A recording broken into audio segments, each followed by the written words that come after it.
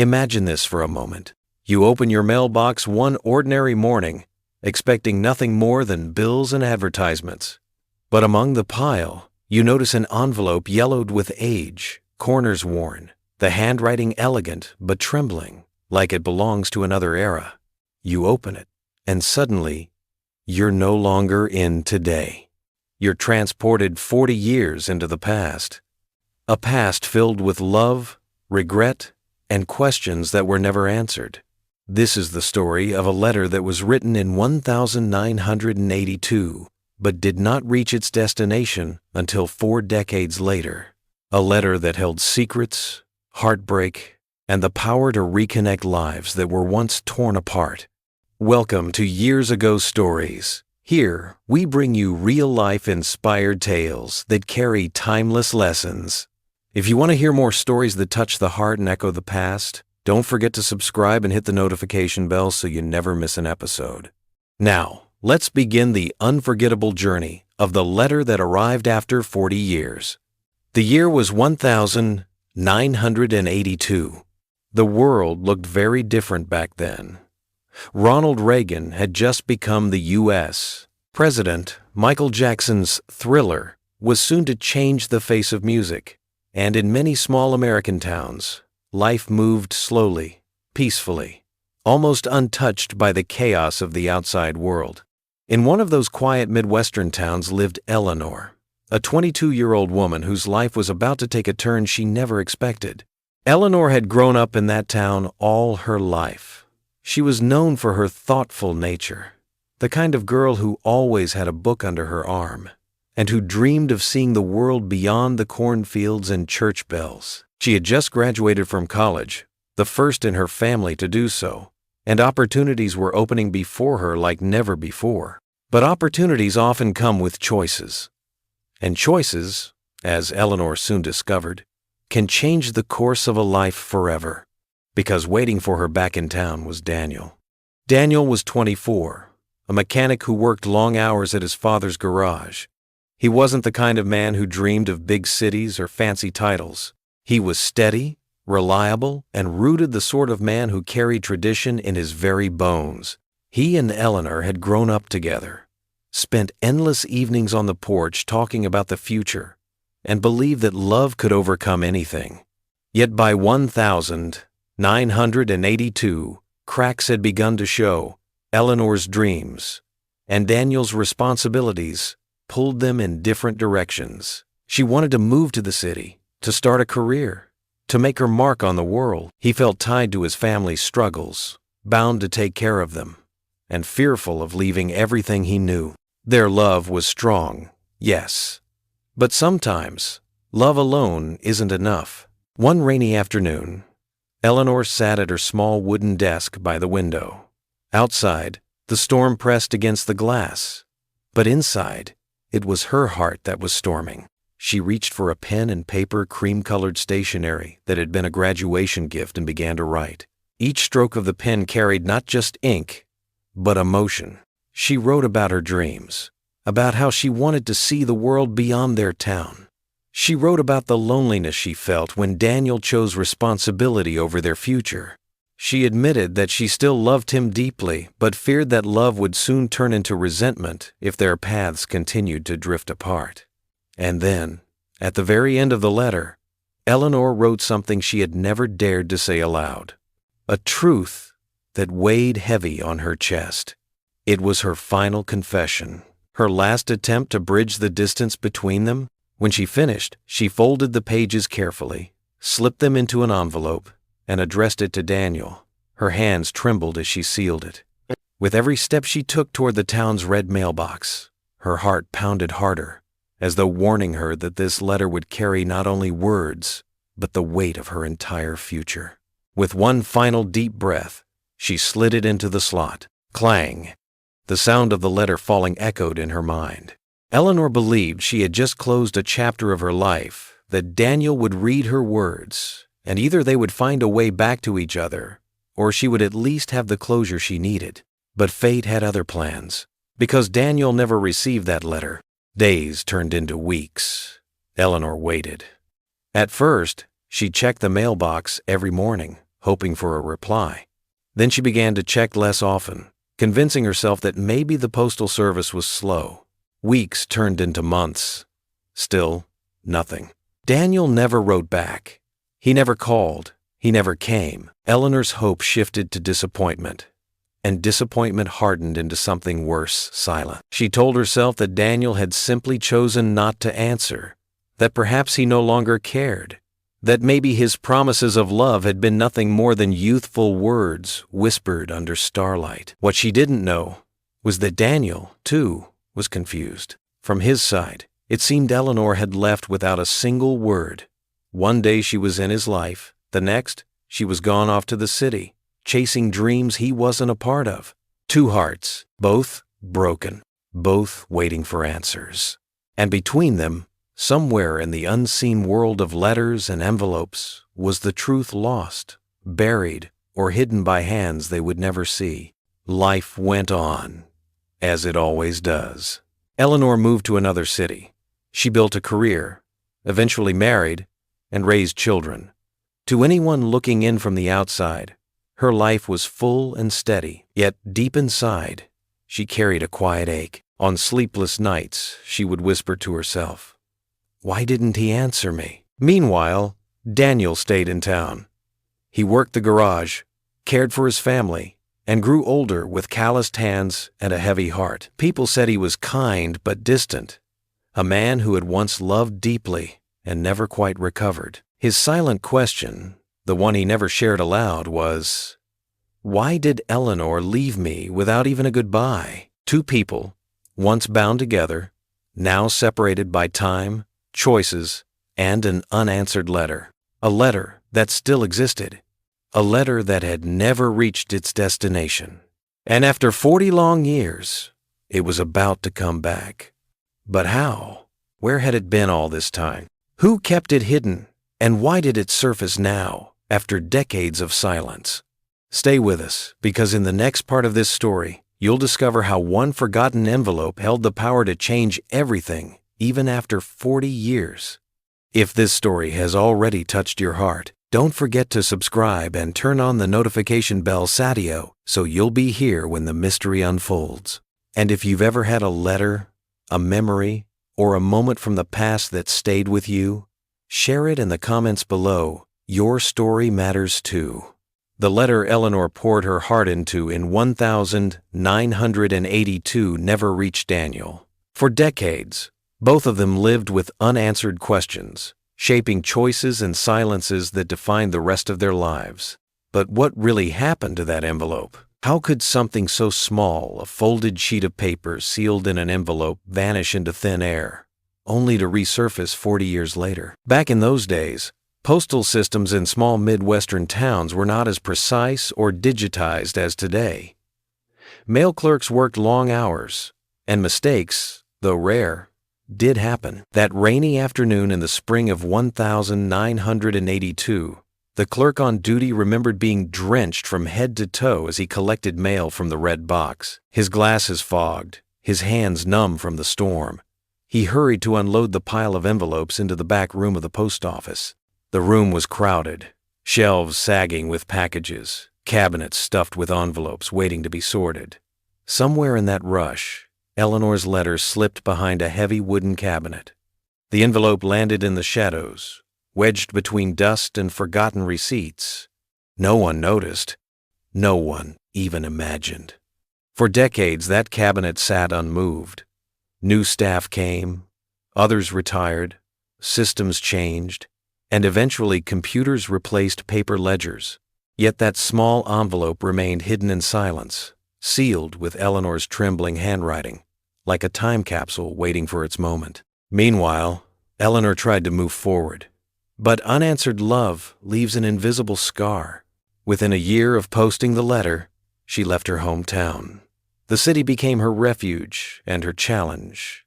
She pursued a career in education, first as a teacher, then slowly rising to become a respected school principal. People admired her composure, her decisiveness, her ability to lead with quiet authority. She married a kind man named Richard.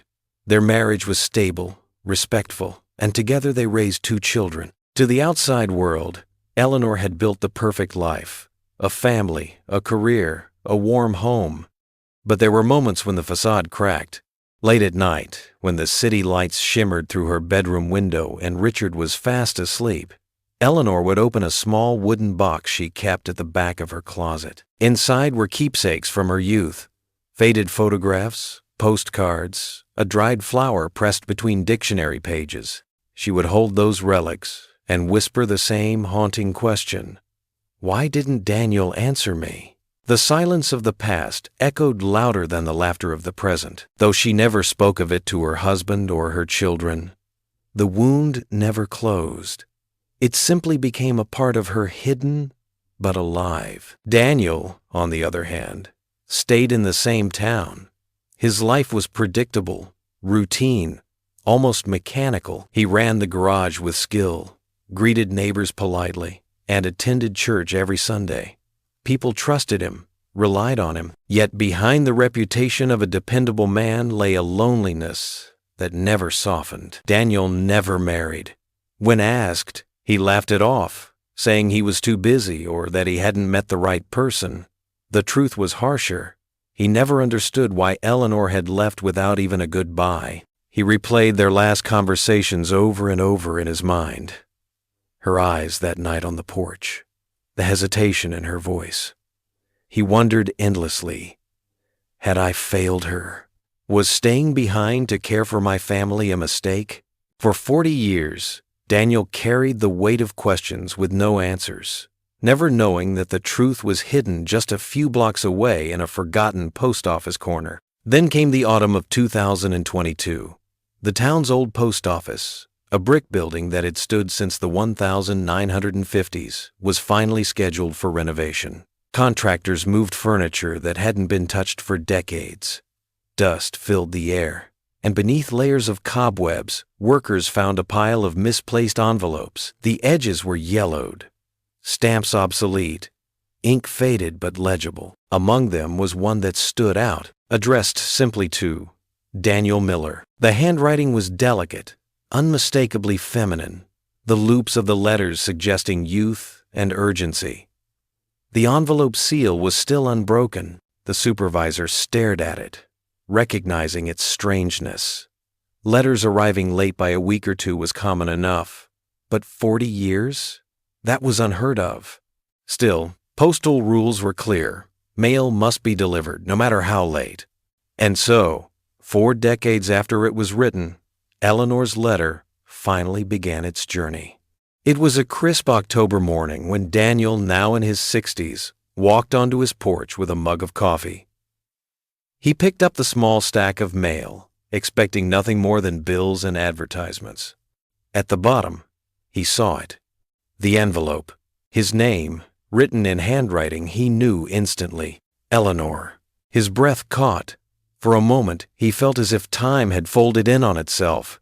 His heart pounded in a rhythm he hadn't felt since his 20s. He carried the envelope inside, sitting at his old oak kitchen table. His hands trembled as he ran his fingers over the faded ink. 40 years. He whispered the words aloud, almost disbelieving. This can't be real. He remembered her eyes, her laughter, the promises they had whispered under the stars, and the silence that followed her departure. Now, after all this time, an answer lay sealed before him. But did he want to know? Did he still have the courage to open it? For nearly an hour, Daniel sat frozen, the letter untouched. Memory surged.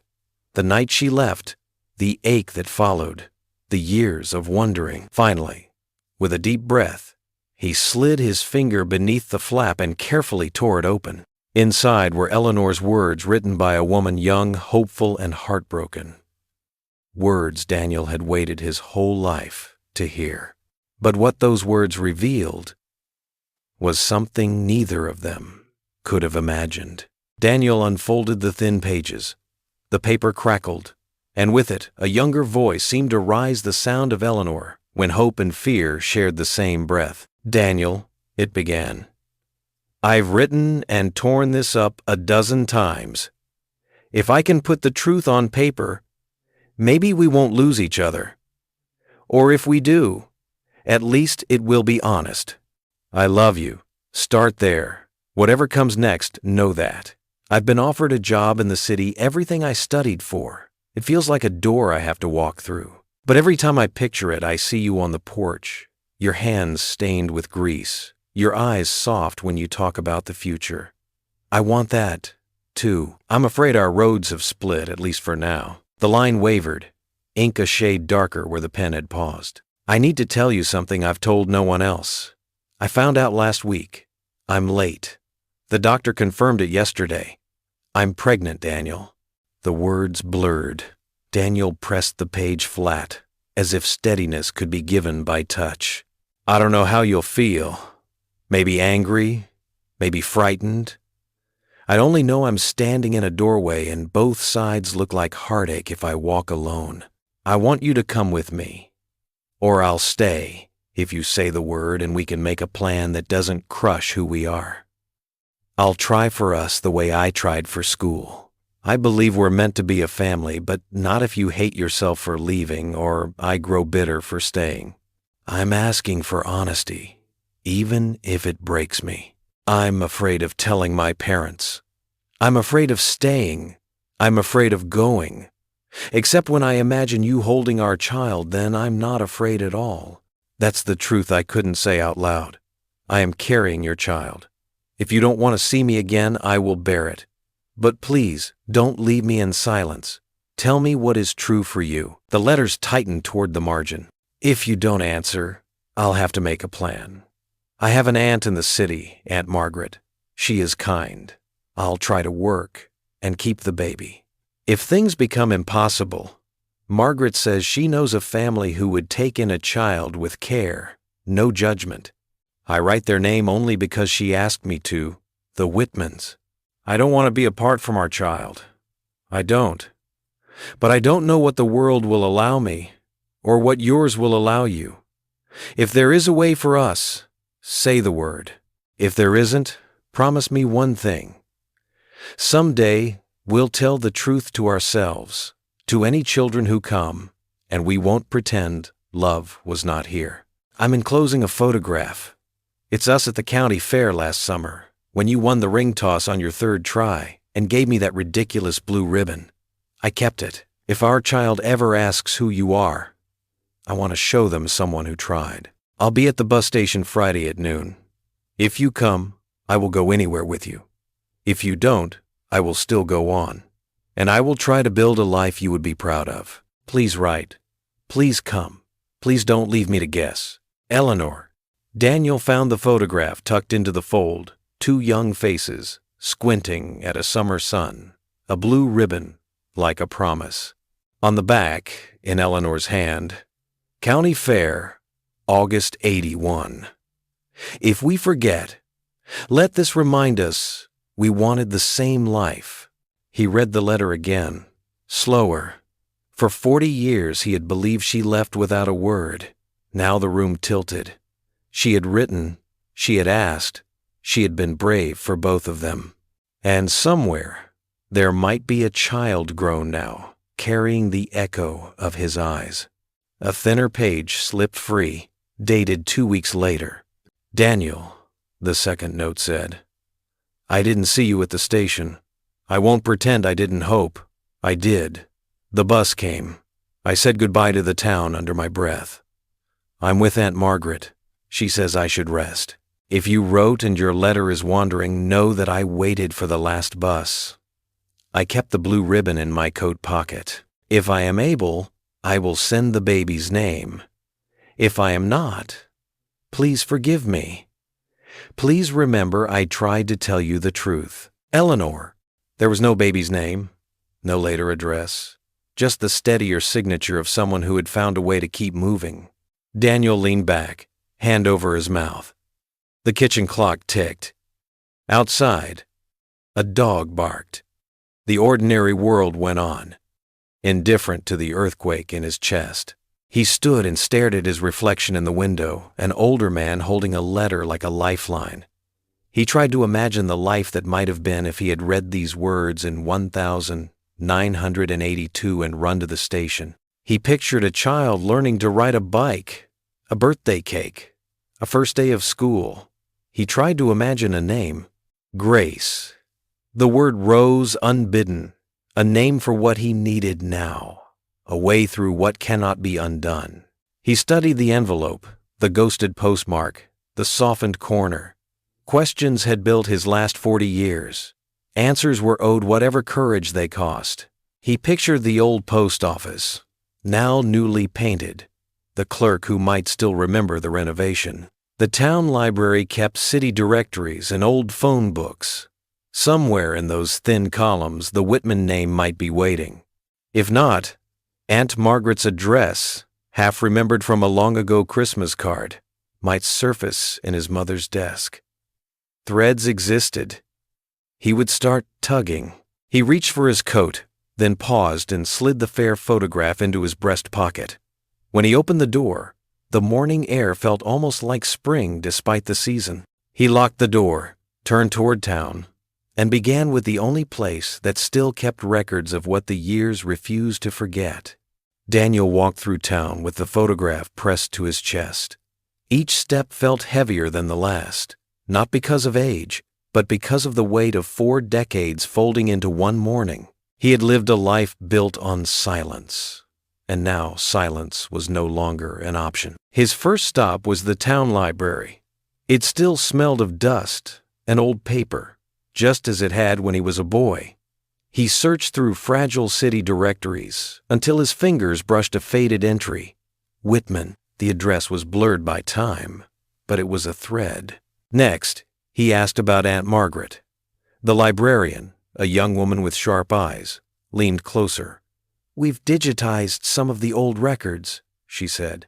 Together they scrolled until they found a hospital admission from 1983. Margaret Stevens, accompanied by a niece, Eleanor, maternity. Daniel's breath caught. The baby had been real. His child, somewhere out there, now grown.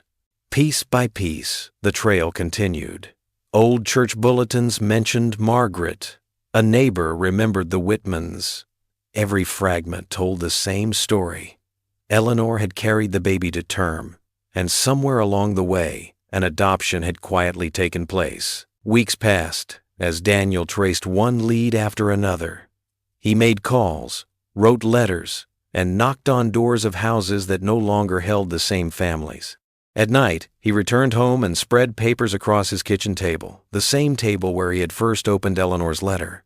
At the center sat the fair photograph, its edges frayed, but its meaning sharp. We wanted the same life. One evening, staring at the blue ribbon beside the photo, he whispered into the silence, "Grace, if you're out there, I'm looking." The name had come to him without explanation, yet each time he said it, it felt less like invention and more like memory. It was winter when the breakthrough came. A community archive listed the Whitman's daughter, Grace Whitman, in a scholarship program from the late 1990s. Daniel froze. There was even a photograph, a young woman with Eleanor's eyes and his own steady posture. He printed the image and held it beside Eleanor's old picture. The resemblance was undeniable. His heart ached with both pride and grief. He had missed her childhood, her first steps, her birthdays. But she was real. She had lived. The next step was terrifying, reaching out. He drafted a letter of his own, trembling as he wrote, "My name is Daniel Miller. I believe you may be my daughter. If this reaches you, and if you wish, I would like to meet." Days crawled by. Then, one morning, an envelope arrived. Daniel opened it with shaking hands. Inside was a short reply. "I've always wondered. Yes, let's meet. Grace." The reunion was arranged at a cafe halfway between their towns. Daniel arrived early, clutching the ribbon like a talisman. His palms were damp, his heart racing in a rhythm he hadn't felt in decades. When the door opened, a woman stepped inside. Grace.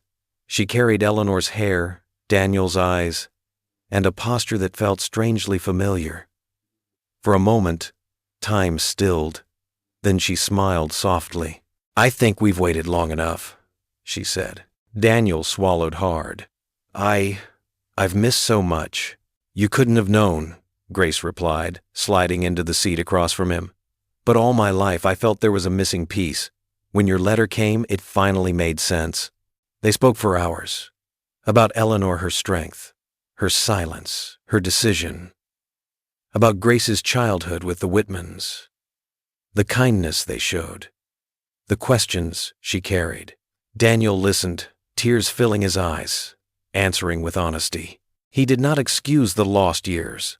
He only promised presence now. At one point, Grace reached across the table, resting her hand on his. We can't rewrite the past, she said, but we can choose the chapters ahead. Daniel squeezed her hand. Then let's not waste a page.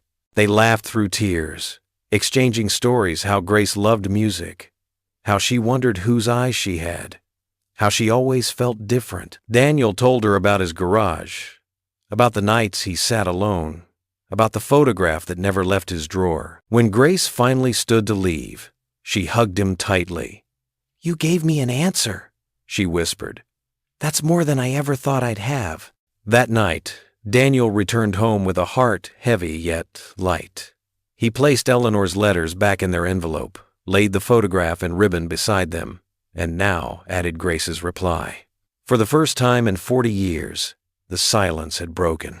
Life does not always offer second chances.